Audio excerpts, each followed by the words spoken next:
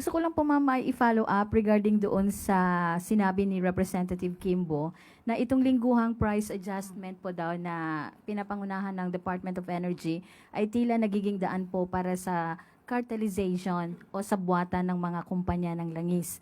Ano po ba yung hakbang po ba ang ginagawa ngayon ng Department of Energy since may mga usapin pong ganito, ma'am? I think ang issue is nag-uusap-usap ba sila kung ano yung ang oil price hike. That is a behavior or behavior that should be investigated, no?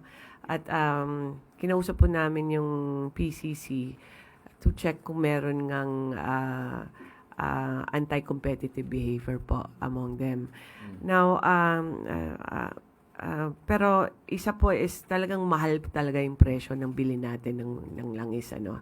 And kung meron pong allegations of profiteering or anti-competitive behavior, I think on our part po, DOE can give the PCC or any of the bodies na gustong mag-investigate the information that they need if kung anong kailangan nila kasi may pattern ang hinahanap nila dyan, ano.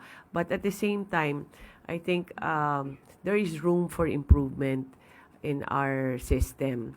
Halimbawa po kung ang isa po is every Tuesday kasi yung increase, ano. Actually, nung pumasok po ako sa DOE, ganun na po talaga yung system dyan. I think dati kasi monthly yan eh. So, ginawa nilang weekly kasi masyadong malaki yung jump or yung oil price change kung monthly siya. So, ginawa siyang weekly.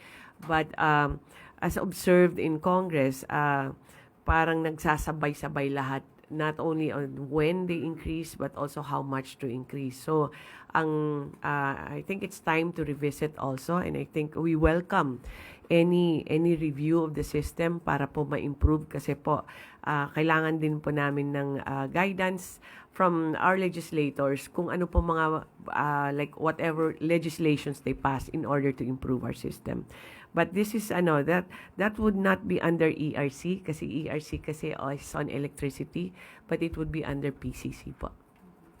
Pero sa ngayon, ma'am, may recommendation din po ba kayo sa PCC, ma'am, para to start the investigation regarding this matter?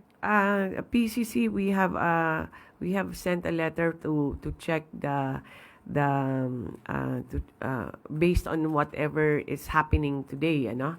Pero ito po still under investigation kung meron or wala, no? At kung meron man anong activities po. This is for them to determine. Hindi po kami pwedeng determine whether there's somebody guilty or may acts of anti-competitive behavior.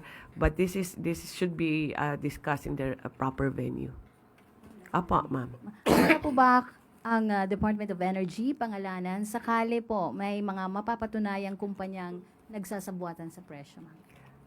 Kung meron pong ruling po, any court or PCC man or anybody that has jurisdiction over this investigation or cases, then I think naman kung may ebidensya at napatunayan po, then we should announce also. Pero ngayon po wala pang findings. Salamat po. Sunod po na katanungan, Clay Partilla, PTV4.